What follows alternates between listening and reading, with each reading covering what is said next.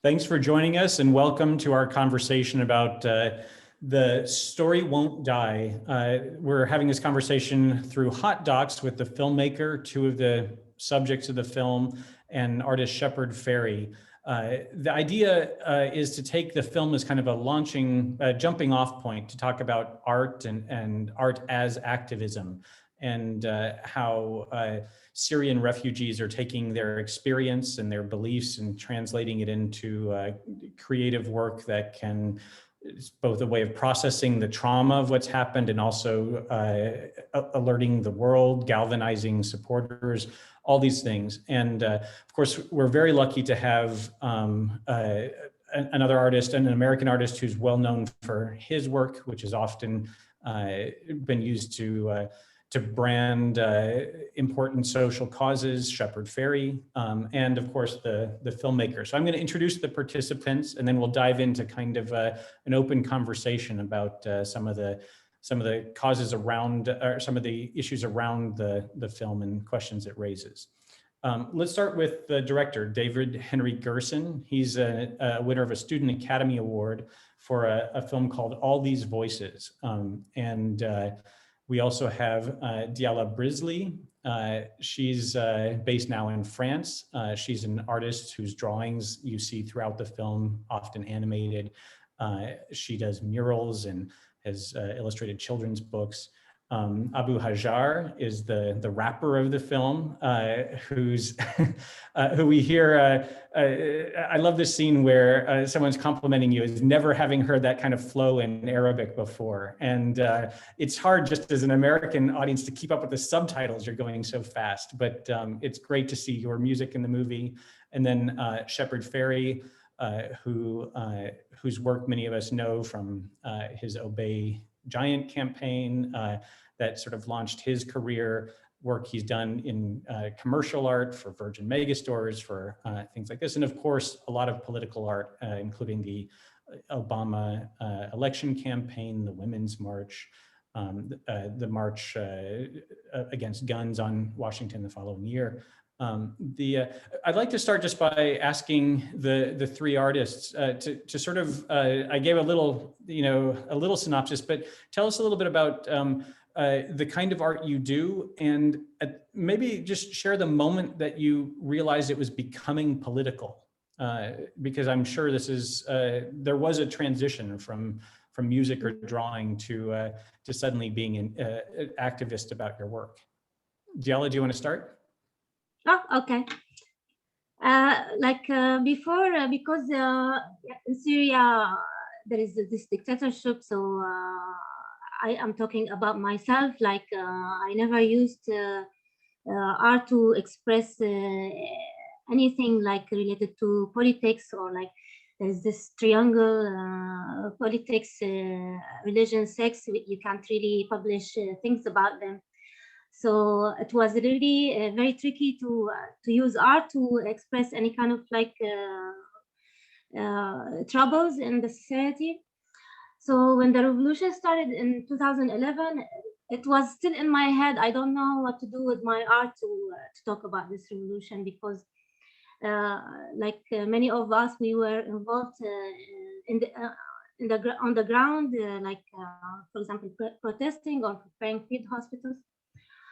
But yeah, in 2012, when things started getting clearer that it's not really going well, and Damascus became like little islands because of checkpoints, I started drawing because of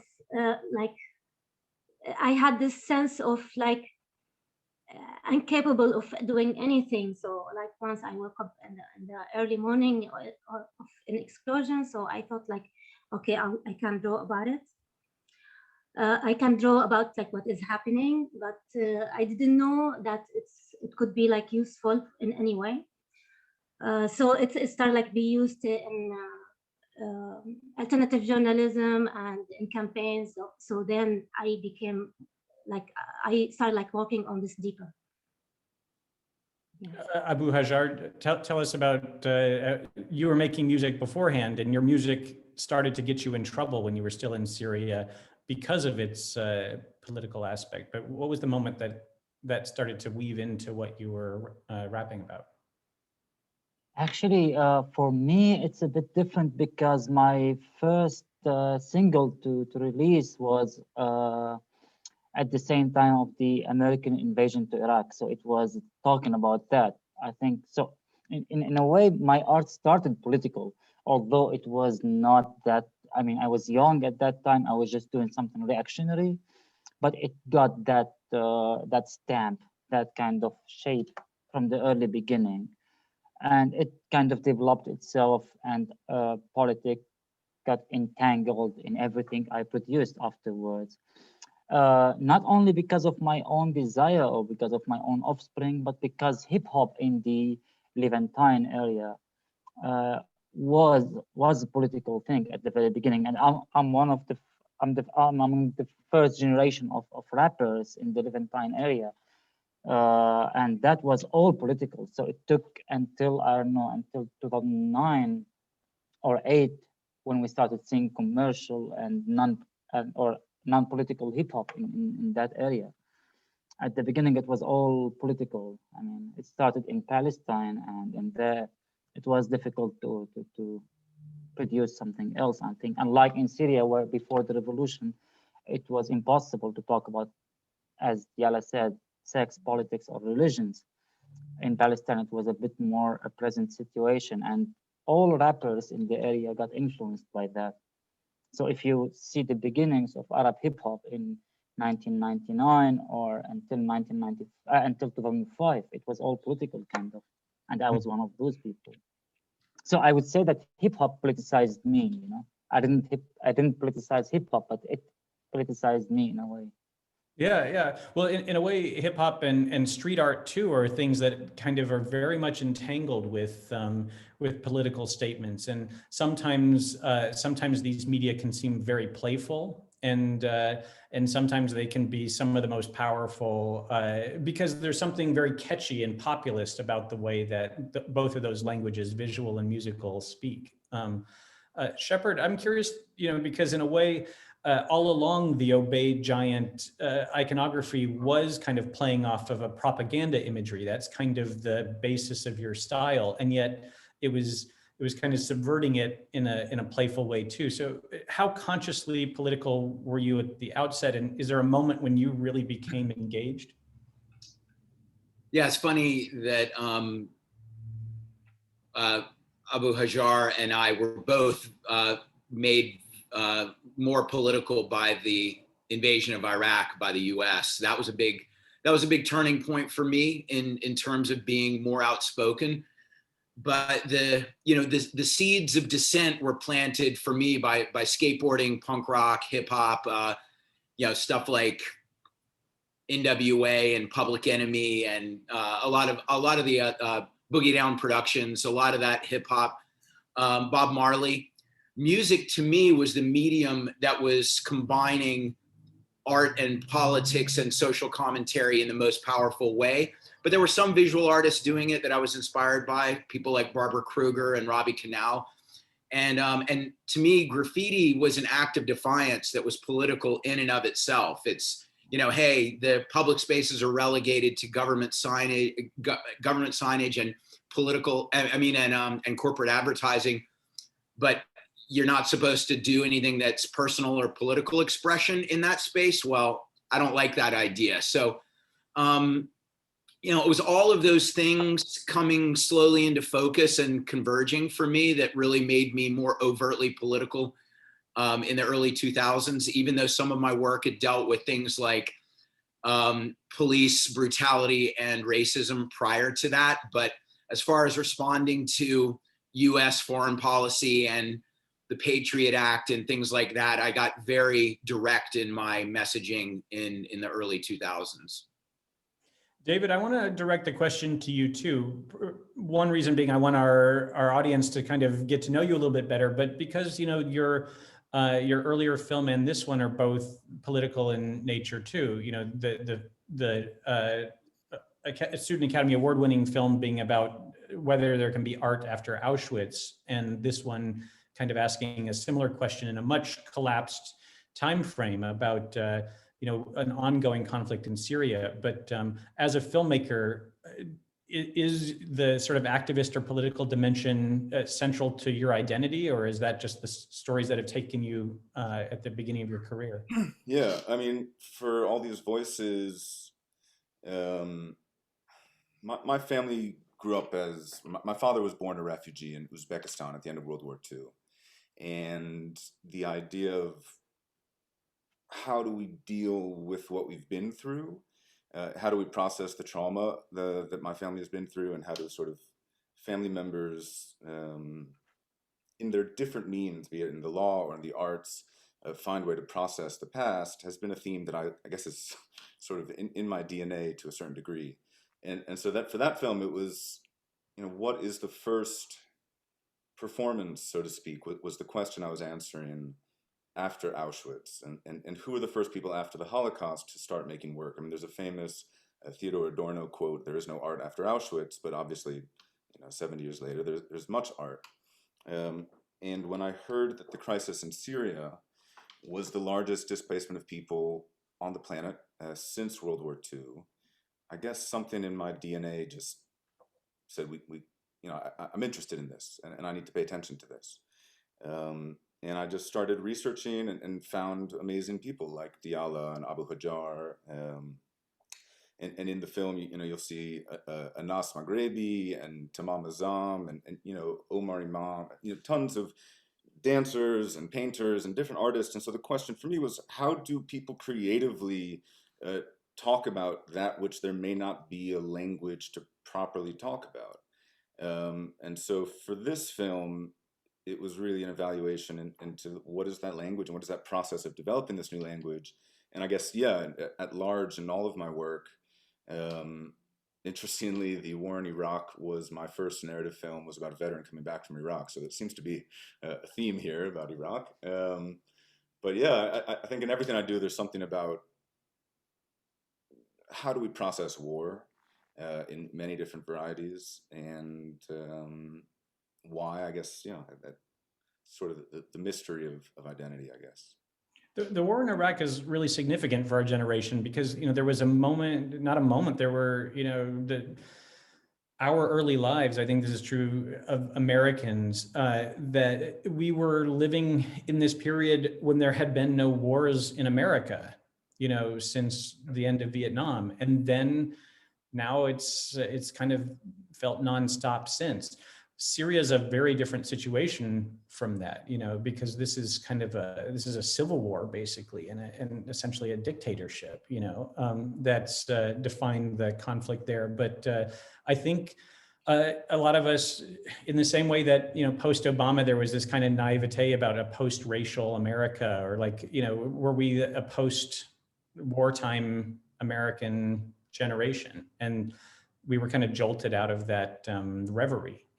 I get the impression that, of course, from the Syrian point of view, I mean, there your entire lives are being turned upside down in a very dramatic way by war and by this kind of oppressive regime. But you can't be complacent, I don't think, when you see that. For the two Syrian artists who are with us, I'm really interested to know kind of how the aspect of that kind of repression and censorship and the kind of punishment of saying or illustrating certain things that you experienced in Syria. How much of that still kind of haunts you now that you are living abroad, where you, in theory, can say or create anything, and yet there's that kind of this upbringing, this fear that kind of was part of your past, and maybe there are consequences that can be visited on relatives or friends or other ways to where that kind of control still exists. Do you feel as if you are now free to express yourself however you want? Me? Okay. Go ahead, Diala. It's like a complex of feelings, actually. It's not like the idea of being free and safe. It's kind of a curse as well. You feel like of course, like people, they have different reactions on things.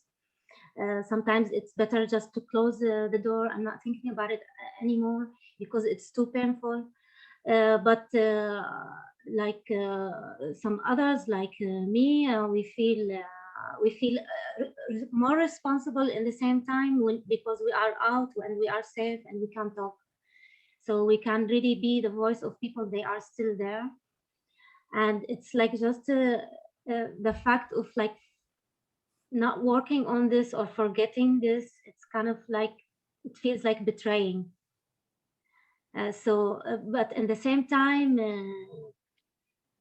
because I was reading a lot about, I was doing a therapy for myself by reading a lot about how to deal with trauma and all that, and trauma during war. So I think his name is Basil, psychologist from Canada. He said like in Vietnam, there is some people, they didn't wanna heal because they felt even healing is like kind of it feels guilty to heal because that means like you are betraying your friends you lost in the way. And also it's a case for many Syrians, even subconsciously, like they have it. So it's like definitely we enjoy the freedom and everything, but it comes with many things together. It's really a big complex, complex, like with all these things like the past and now, and like for example, now there is a lockdown and I can't go farther than 10 kilometers. So I wanted to go by bus because there was an event in another place, but it immediately reminded me of a checkpoint. And I was like, it's ridiculous. Like, I'm not in Syria, but why I feel paranoid? So I started reading about this, like, even if like theoretically, like you believe in this and you understand it's coming, it's a trigger coming from somewhere else, but also there is this nervous system that need to be trained again. It has a different memory than our brain. So it's a lot of work to really enjoy this freedom, you know. Abu Hajar, tell us, you know, your feeling. I think you both experienced consequences when you were living in Syria, you know, for being arrested, being tortured eventually. But now that you're away from that, do you feel like the shackles are off, or meaning like you can say or express whatever you want? Actually, I can divide that into two phases. The first one is until 2016, the end of it, which is the fall of Aleppo. At that time, until that time, I still had the motivation and I was still doing a lot. I was still throwing a concert once a week at least, producing new releases. I was active and feeling the duty and maybe overworking on it as part of my attempts to heal the trauma, the survival guilt also, I would say. Maybe, I don't know, I was just active in a crazy way. I was doing a lot more than my capacities, to be honest. And in that time, there are surely consequences to be feared for my family, for my own self, for my sanity maybe, but I didn't fear at that time. I was just doing because I really wanted to see a happy end for what we started. I felt the responsibility. I felt all the guilt regarding the people who I left in Syria, and they are still struggling, and I felt committed to do something, to transmit their voices at least. That was motivational. That was really motivating, sorry, to do something, to produce. But since the fall of Aleppo, I felt I'm done. Like I felt I'm tired. I'm more than tired. After the fall of Aleppo, I felt there is no meaning for anything I do. In that time, we were doing our concerts in front of the Russian embassy in Berlin to get something out of of being desperate to get some attention, and there was no attention. In that moment, I kind of lost a lot of my childish hope and imaginations of a better world, I think. And when I lost I lost hope in a better world, there was nothing I could write about, because hip hop is lyrical. It's extremely lyrical. If you don't feel committed to something to write about, I couldn't write anything. I mean, it's a challenge until now. It's a challenge to write something. I feel I'm tending more and more to beat production, because it feels senseless to write, to talk, to speak. It feels like silence on beats makes more sense than saying something. And it's trauma. I mean, now what demotivates me is the trauma. It's a psychological thing. As Diala mentioned, when you ask, the first reaction, I think, would be talking about our psychological well-being, which needs to recover before we produce something. And when I was in Syria, there was no time to think about that. There was adrenaline. It was exactly the adrenaline rush. It's the act and not think, just act, because there is a tomorrow, and tomorrow you might be arrested. There is a protest. There is something to run for. So I didn't have this leisure to sit and contemplate in my psychological well-being. David, can you speak a little bit on behalf of some of the other characters and, I mean, the subjects of your film? In terms of one thing that's really interesting to me is that there's a way in which a lot of the art is still being kind of a little indirect, a little allegorical. We've seen in other conflicts sometimes things that are more directly critical. It's almost as if the constraints of Syria have shaped the way that the art is kind of obliquely kind of criticizing. Like for instance, today we were originally planning for Tamam Mazam to join us, but he's unable to join today. But in a way, I think his work is reflective of this too. Early on, he was showing photographs where he would superimpose, Western masters onto it. And there was something very direct about that. But in a way, as his artwork has evolved, it seems to be a little bit more abstract in its activism, even though that's still an element of it. Yeah, for sure. I mean, I think in the case of Tamam, I'll speak for him in this case. His first work, I think, was very like, we need to get people to pay attention to what is going on, right? In 2011, 2012, as the destruction was beginning, he and Diala as well, actually, were making things that were posted on Facebook before, and Diala, you can speak more to this, but before Facebook was, or before Facebook was being used as a tool to identify who was opposing the regime. And posting, and I think that's where a lot of Tamam's early work, it's called the Syrian Museum, these mashups of, famous Goya's 3rd of May painting against the destruction of Syria, the Mona Lisa, the Matisse dancers, finding these sort of iconic images of the Western world's look at art. And specifically, and this is, was a big interest to me in making the film, was looking at artists like Goya, the 3rd of May, or like Picasso's Guernica. Who are the artists throughout history who have been the great processors of war in their work? And in a way, this film is kind of an investigation looking for that. But more towards your question, certainly, like, I think that first work had that urgency. And now Tamam is preparing for his solo show on April 29th, the same day, coincidentally, this is premiering with Hot Docs. And the work is immersive. I mean, he's always done large-scale work. He did these large-scale paintings of destroyed buildings for a while.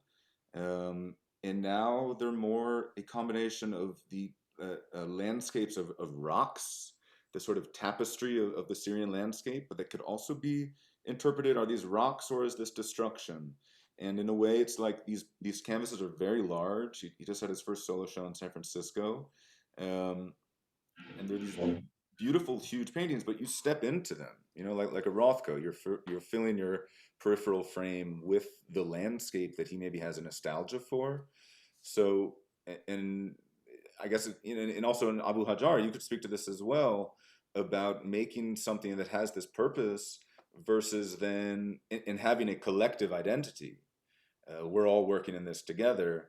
And then as that collective identity dissipates, what do? The last email that my father wrote to me, he died of rare disease right when I was finishing making this film. And in fact, Abu Hajar and Diala and Anas and the people in the film, because I think we spoke so much about loss and trauma and the making of the film, you guys have been some of the best friends to me through this process of me grieving over my dad.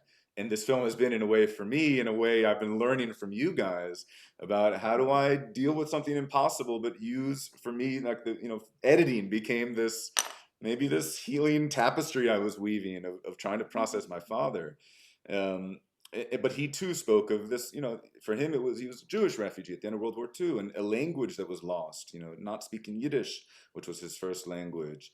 And this sort of sense of losing the collective identity and becoming the individual forces you to look at your work and your purpose and your existential crises and everything in a totally different light. So, Could you guys talk about kind of who the audience for your work is? Early on it was your fellow Syrians, but there is a moment too where we were talking about where it's about global awareness. And now that you're creating artwork from afar, I'm very curious who you are directing your creativity towards.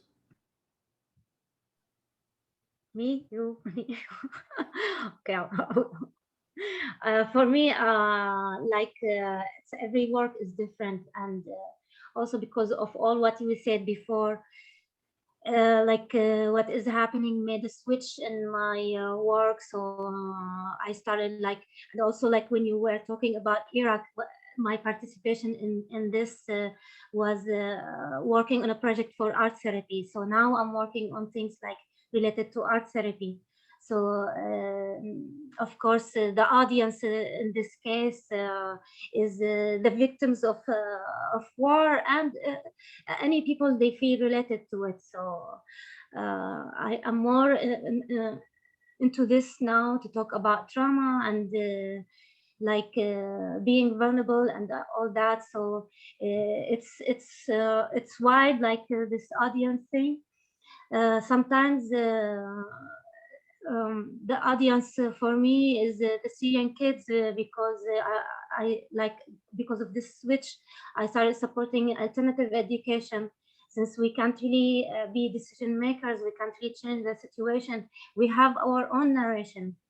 We speak the story. We talk about our story. We have this narration for us and for the Western world, for the whole world, but we don't want to lose our narration. This is for sure. But also there is this other projects. They are especially to support each other. So it's related to well-being and healing, and also to support alternative education, since kids, they are the most victim parts of this war. It's really very unfair what is happening. They have to live in a refugee camp. This is also traumatizing by itself. So for me, it's the most important thing to concentrate on. So it's they are part of my audience. Yes. Abu Hajar, tell me, I'm also curious because in the moment of the protests, in the footage included in the film and in other documentaries I've seen, music is such a part of that fabric too. But obviously when you're abroad, you're what you said in demonstrating or performing in front of the embassy, for instance, that's a different audience. Tell me a little bit about how that has evolved for you. Actually, if you follow the track of the Syrian uprising from the beginning, it started with something which is more like a musical ceremony, I would say. All our protests were full of music, and it is based on the idea of one person reciting / singing a part and the audience replying to that. In this way, I would say you could see how as artists, we couldn't just stop there and watch. It was calling us to jump in and do something with it, to interact with it, because it was creating a very artistic phenomena that calls for us, you know? So we needed to jump on it. And even those who weren't political before, they jumped on it, they took it, and they built themes, musical, artistic themes with that. And the void that was created after this is not there anymore was painful for me personally and for a lot of other artists I know who were working on that topic and dealing with that theme, trying to creatively rebuild it in a different way. It was putting us in front of a very painful and scary void. What to do next? What now? Like as David mentioned, if there is no art after Auschwitz, then for me there, and I still doubt whether there is a possibility of making art after Syria. I mean, now if when you were asking about the audience, I was questioning what am I doing now and who are my audience. Before it was clear, I knew who I'm doing art for and why, and now it just seems to be like I'm doing not to die. You know, sometimes I feel like I'm doing it only for myself. I don't know if that's more mature or not, but I feel now I'm doing it only for myself. And there is a new project called Ausländer Behörde I'm working on, which is supposed to be, you know, a German project, I would say. So tackling certain German questions. But at the end, I know deep inside of me that those are not really my questions.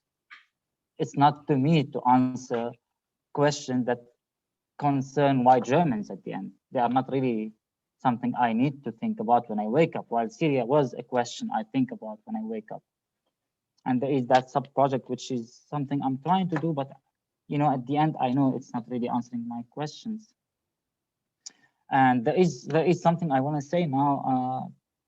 When we were talking with David before the filming of this documentary started, I wasn't motivated because at the end there are like, I don't know, monthly there is someone new trying to make a documentary about Syria. And you get called, you talk about it, and there is nothing interesting at the end, you know, it's all like, yeah, I know, Syria is destroyed, and there are some small voices that are influenced by Western education, whatever, that are trying to make it better, and that's it, done. The moment that changed my perception of this particular documentary is when me and David were with the other crew, we were having dinner in a restaurant in Berlin, and then he told me that the reason for him to do that was his father, which I sensed that it was really an honest and enough thing to work with him. And since then, honestly, the work was not a director for me. I can say it was never a director to a subject of his movie, but it was more like we built it together and they felt everything he said. And I think he listened to everything we said. That's what makes this documentary particular for me within all the documentaries around Syria.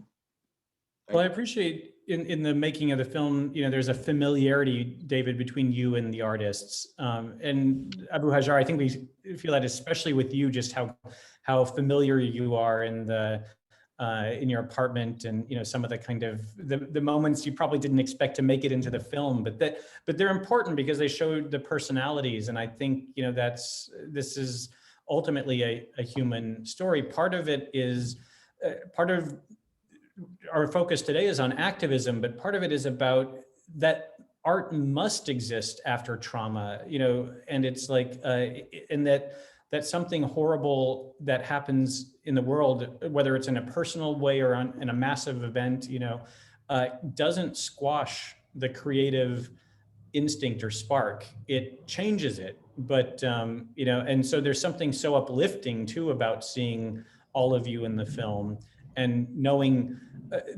what you've overcome to continue being creative.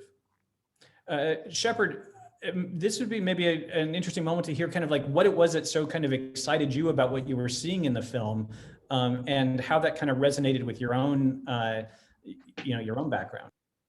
Sure.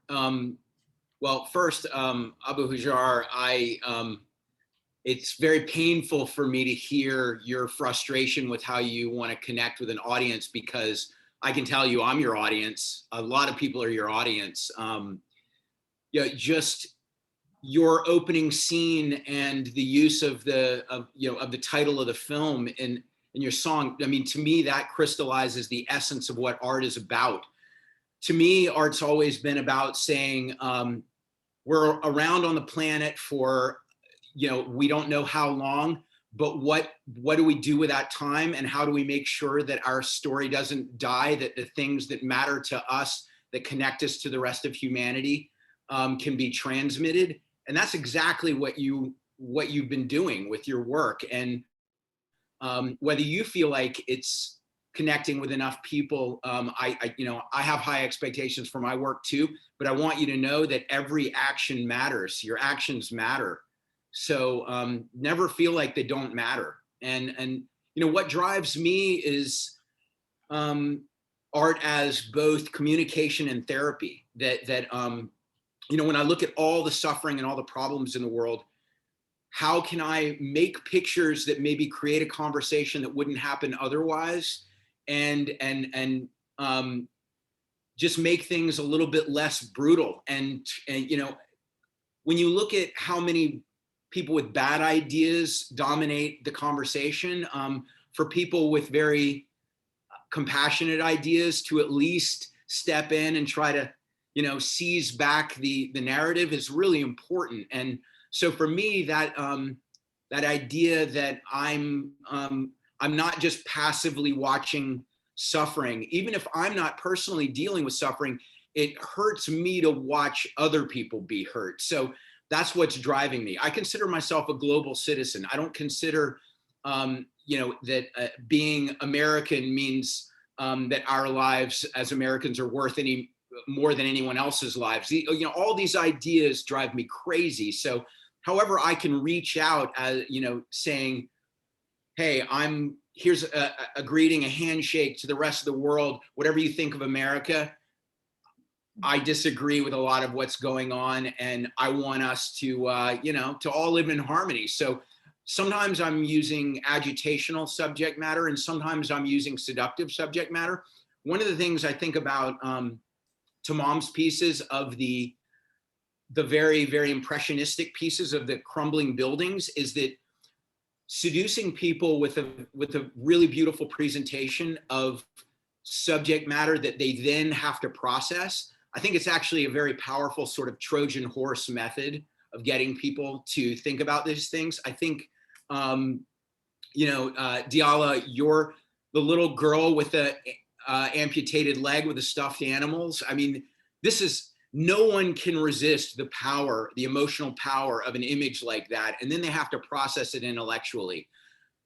All of these things are why art is so necessary, and music, of course. I mean, music, you feel it, and then you want to back your feeling intellectually. And Abu Hajar, your words are so powerful that those things are together. Is you know, you have a gift for that. So I think that you should keep doing it.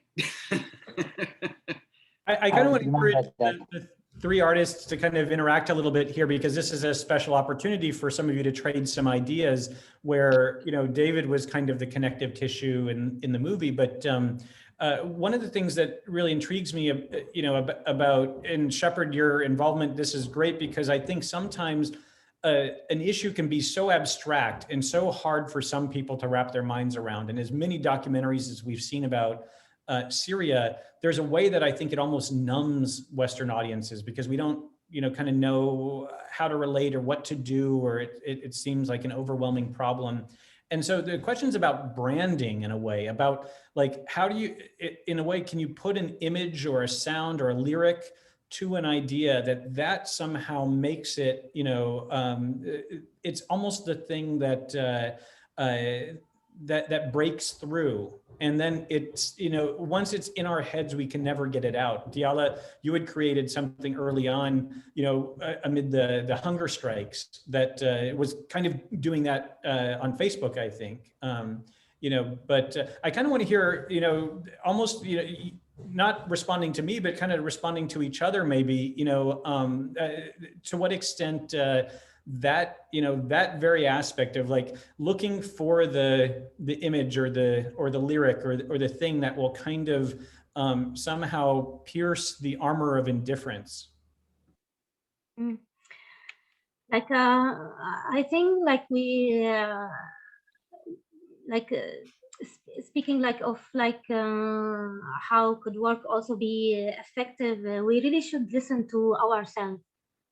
We really should yes, it's the audience is taken in consideration, but we have to listen to ourselves what we really want to say. Like for example, when you were talking about like this the hunger strike with a spoon, I think it's this one, no?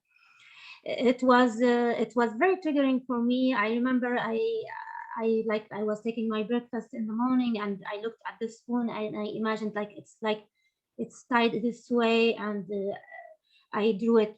For example, I don't know why. I have some reasons, they are in my head. It was so hard for me. By the way, I didn't get arrested. I was lucky I didn't get arrested. So it was really hard for me to draw about anything that is related to the prison. And in front of like I was able to work on like this isolation and cities under siege, and I like it reached to me this all emotions. But the prison thing, I was so afraid to do it, because it was like it was my fears all the time. When I was in my car, filling my car with the medical supplies, crossing checkpoints, and I felt like because I didn't get arrested, so I can't really, I don't know, I felt it will be fake wherever I do. So that's why we really should listen to ourselves, what we really want to do, to be honest and faithful. So like Abu Hajar as well, like it comes when it comes, when you are ready, it comes, but that doesn't mean that it should be the same all the time, or you have the same audience. You will have different needs with art, and it changes by the circumstances. It changes with you. So just like we really have to listen to our body, what it says, and not forcing ourselves to do things according to audience. It comes after. I consent to that. I mean, I so much believe that it's gonna come. There is something to be said. The story didn't die, and it's not the final shape of history. So there is something to be continued. It's not even the final shape of me. So there is something to be continued, and we're still here. We're still alive, and there is still something alive in us, and that will represent itself once again. I mean, talking about the jail, I remembered how I was in jail, and in my first night, I was I was building up lyrics for a song. In my very first night at jail, I was making a chorus for later would be song. When I was released, I made it as a song, and it was still a moment which were it was still it was full of hope, more than the moment of despair and helplessness that I got when I was in Berlin. Have nothing, no jail, no appointment, to be tortured the second day morning. and I still had nothing to do, and that was more painful than my days at jail, I think. But we're still alive, and I think this is the gift, the real gift, that we're still alive and our voices are still here. We can do something with them. Like this disappointment, I think it really exhausted us. That's why it was exhausting also to think of like who is receiving what we are doing. But that like pushed me as well to break the dream to small pieces, and like having a huge yes, like our dream, it's our right to change this system, and it should be normal, but apparently it was really irrational in our situation. So but the word for me now, I think the word is not just Syria in front of, like I can say 90% of my work is to Syria till now, but we really need to think of change from a different perspective, and like make it achievable, so we can really feel alive and we have hope. Because if it's not achievable, we will be disappointed over and over and over, and that this kills. Yeah. In my latest shows, I remember that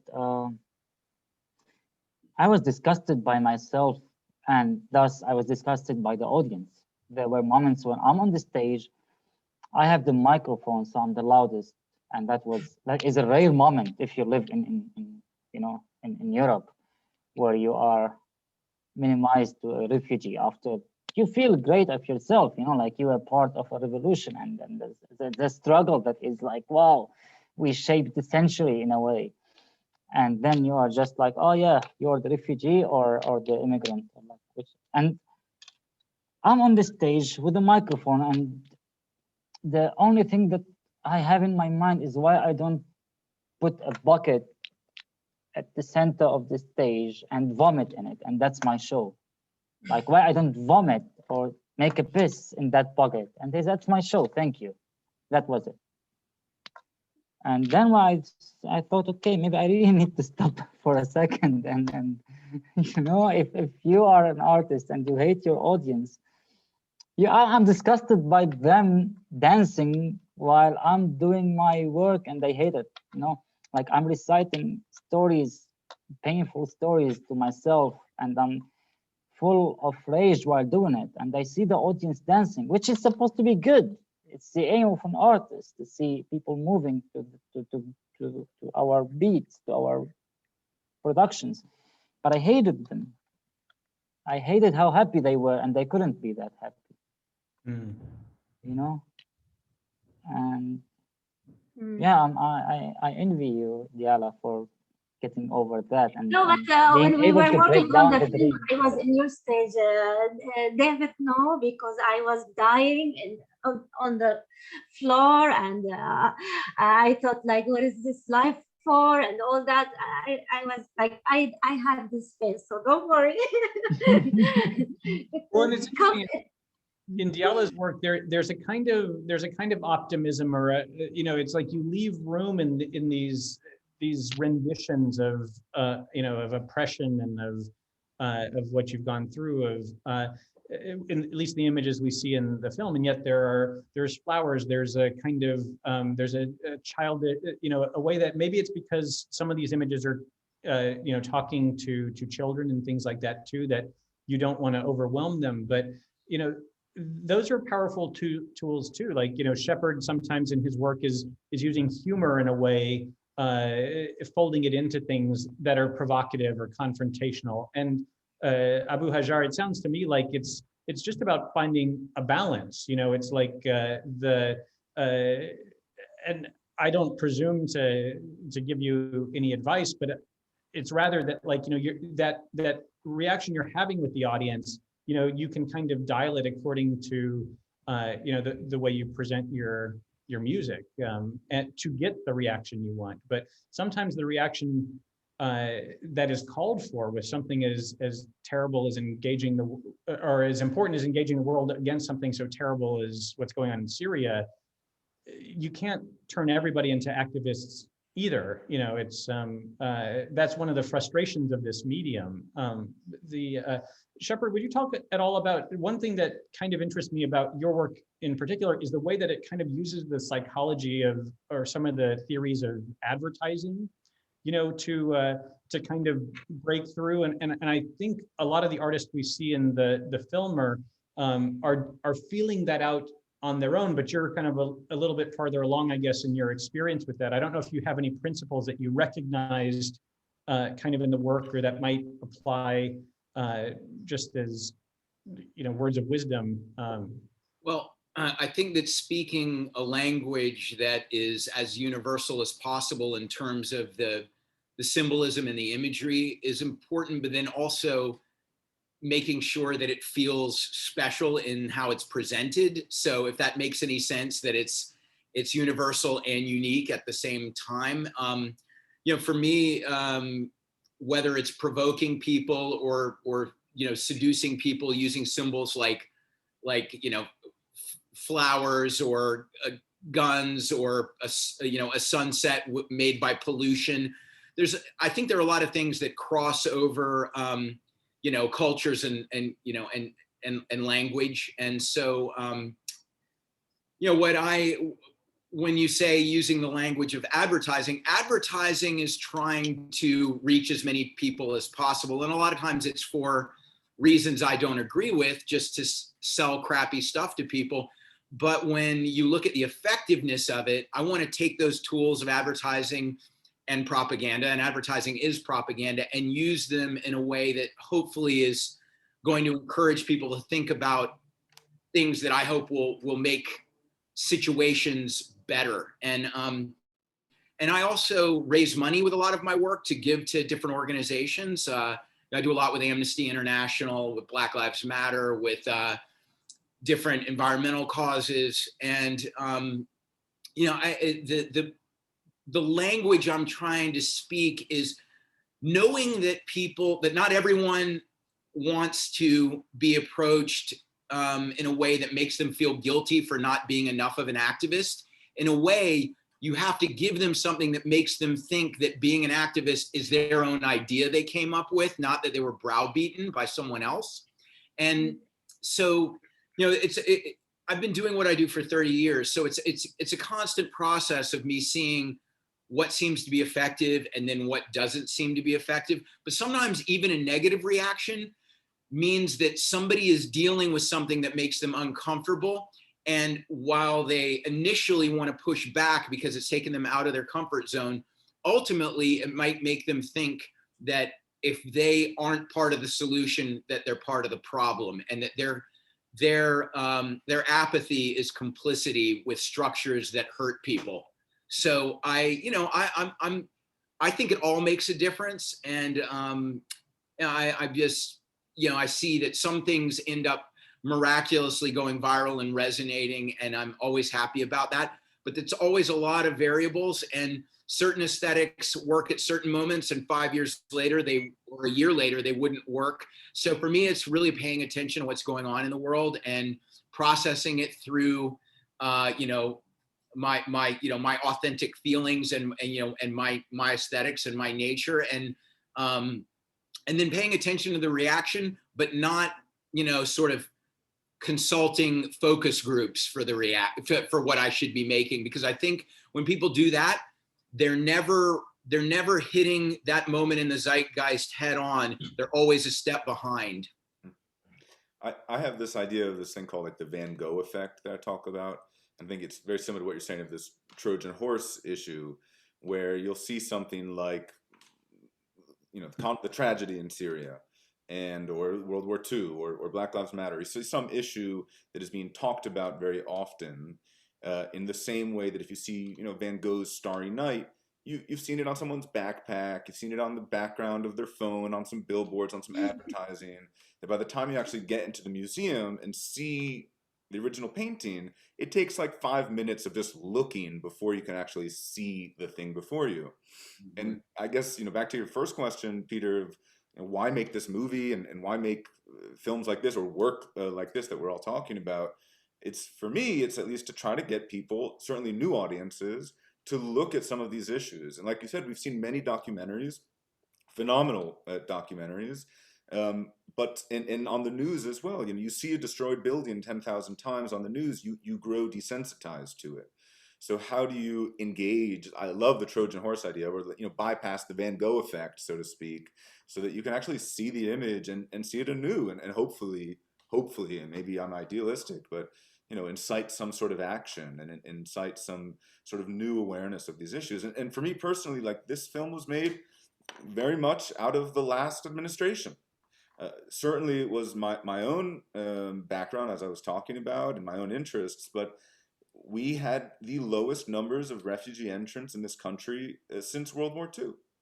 And we had been hearing, and if you're 16 today watching this, or 18 years old watching this, you grew up in the last 4 years with our leader of this country demonizing the other, and certainly demonizing the idea of immigrants and refugees. And I wouldn't be alive today if it weren't for this country welcoming refugees.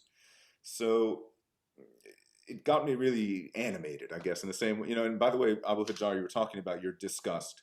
I think we keep coming back to Iraq, and I guess that's sort of the American entrance to war. But I remember in high school in DC, growing up with Shepard Euro Bay posters everywhere, going to a prom of another school that was a little more conservative, and everyone's dancing to the Outkast song "Bombs Over Baghdad."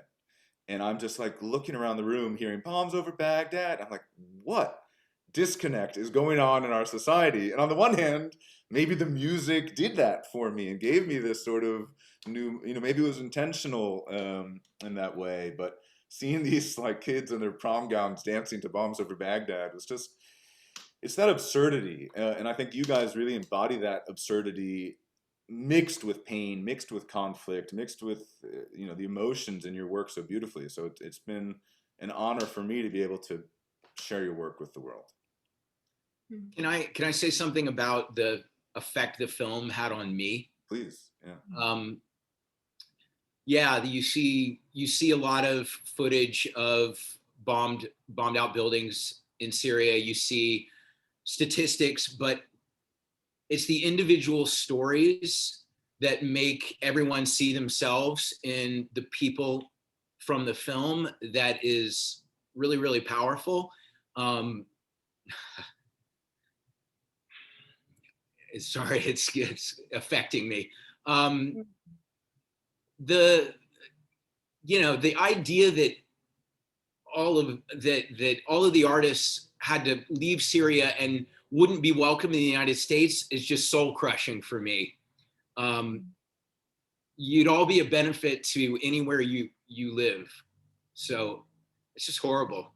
And that's, I think, something the film can achieve, is making people see just how horrible the US attitudes and policies have been. I know we're in a new administration and it's much, much better, but art is humanizing and the film is humanizing. So this is the big problem. People not seeing the humanity in people from other cultures or other nations. And it's a very primitive outlook, but it's been seized upon by people with dark agendas. And, and it's our job to just push through that, push it aside, and see each other for who we are. So the film does that really powerfully.